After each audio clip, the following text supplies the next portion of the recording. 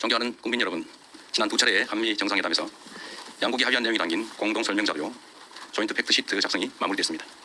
이로써 우리 경제와 안보의 최대 변수 가운데 하나였던 한미 무역 통상협상 및 안보 협의가 최종적으로 타결됐습니다. 정부를 믿고 아낌없는 성원을 보내주신 국민 여러분, 정부와 함께 발로 현장을 함께 띄워준 기업인 여러분, 국익을 위해 최선을 다해 협상에 임해준 공직자 여러분, 다 여러분 덕분입니다. 대통령으로서 머리 숙여서 감사 인사를 드립니다. 좋은 경쟁을 위해서는 훌륭한 파트너가 있어야 하는 것처럼 이번에 의미 있는 협상 결과를 도출을 하는 데 있어 다른 무엇보다 트럼프 미 대통령의 합리적 결단이 큰 역할을 했습니다. 트럼프 대통령의 용단에 감사와 존경의 말씀을 전합니다.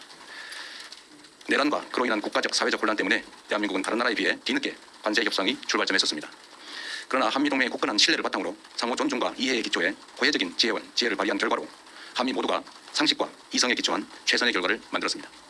특히 우리 경제가 충분히 감내할 수 있는 범위 내에서 또 상업적 합리성이 있는 프로젝트에 한해 투자를 진행한다는 점을 양국 정부가 확인함으로써 원금 회수가 어려운 사업에 투자를 빙자한 사실상 공여가 이루어지는 것 아니냐라는 일각의 불신과 우려 또한 확실하게 불식하게 됐습니다.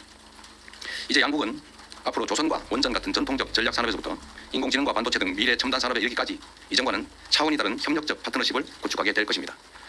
과거 미국이 대한민국을 도왔던 것처럼 이제 우리 대한민국이 동맹인 미국의 핵심 산업 재건에 함께할 것입니다. 그리고 이 과정에서 세계 최고의 기술력과 시장을 보유한 미국과 강력한 제조 혁신 역량을 갖춘 대한민국이 손을 맞잡고 세계 무대로 함께 진출하게 될 것으로 확신합니다.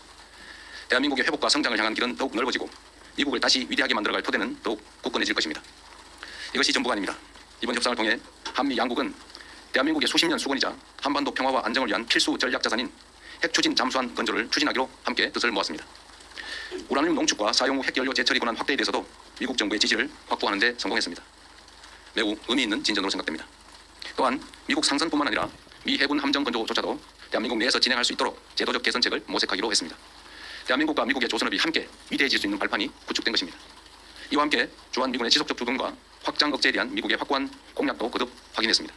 국방력 강화와 전자권 환수를 통해 한반도 방위에 대한 우리의 주도적 의지를 천명했고 미국은 이를 지지하며 지원하겠다는 의지를 강력히 피력했습니다.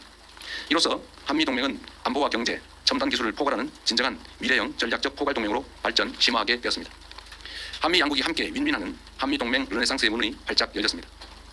존경하는 국민 여러분, 비록 한미 통상 및 안보 협의가 매듭 지어졌지만 이제 시작입니다. 국익을 지키려는 각국의 총성 없는 전쟁은 계속될 것이고 국제사회의 불확실성도 단기간에 해소되지 않을 것이 분명합니다. 그럴수록 우리는 이번 한미 협상 과정에서 보여줬던 담대한 용기와 치밀한 준비, 하나된 힘을 바탕으로 국력을 키우고 국익을 지키며 국민의 삶을 개선해야 합니다. 정부는 성과를 만들어내는 유능한 실용 외교를 바탕으로 외교 지평을 보다 넓히고 수출 시장을 다변화하며 세계를 연결하고 현재와 미래를 잇는 글로벌 선도 국가를 향해 힘차게 나아갈 것입니다. 미래산업 전장의 핵심인 인공지능 분야에 과감히 투자하고 엔비디아와 같은 세계 최고 기업들과의 협력을 보다 강화하겠습니다.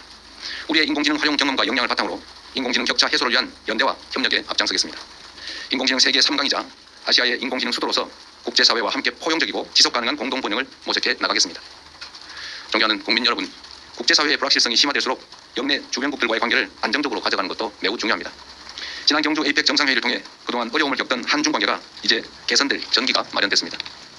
저와 시진핑 주석은 정상회담을 통해 경제 협력과 교류를 지속적으로 강화해 가기로 뜻을 모았습니다.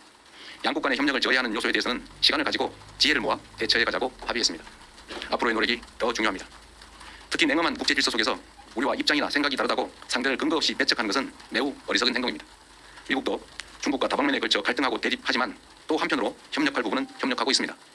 지금 우리에게 필요한 것은 바로 그러한 실사구시적인 자세입니다.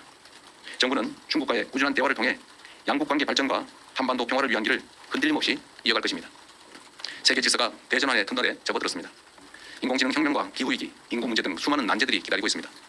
향후 10년간 국제 질서는 지난 100년간 우리가 겪었던 것보다 훨씬 더 빠르고 보다 심대한 변화를 겪게 될 것입니다. 이런 때일수록 우리는 국익 중심의 실용 외교를 바탕으로 동맹국과 우방국과의 관계를 두텁게 하고 외교 지평을 넓혀 나가야 합니다. 국제사회에 영원한 적도 영원한 친구도 없습니다. 오직 국익만이 영원합니다. 무엇보다 이제 대한민국은 과거처럼 힘없고 가난한 나라가 아닙니다. 세계 10위권의 경제력과 5위의 강력한 군사력을 바탕으로 한반도와 동북아의 질서를 주도하는 중심국가로 힘차게 뻗어나가야 합니다. 우리는 그럴 능력과 준비가 되어 있습니다. 저는 다음 주 G20 정상회의 참석자 남아프리카 공화국으로 출국합니다. 나라 밖에서 활동하는 우리 국민들과 기업들이 안심하고 해외에서 활동할 수 있도록 그 환경을 더 적극적으로 만들어 나가겠습니다. 국민의 삶을 개선하고 국가의 더 나은 미래를 개척하는 데 정부의 모든 역량을 쏟아붓겠습니다. 함께해 주십시오. 고맙습니다. 네.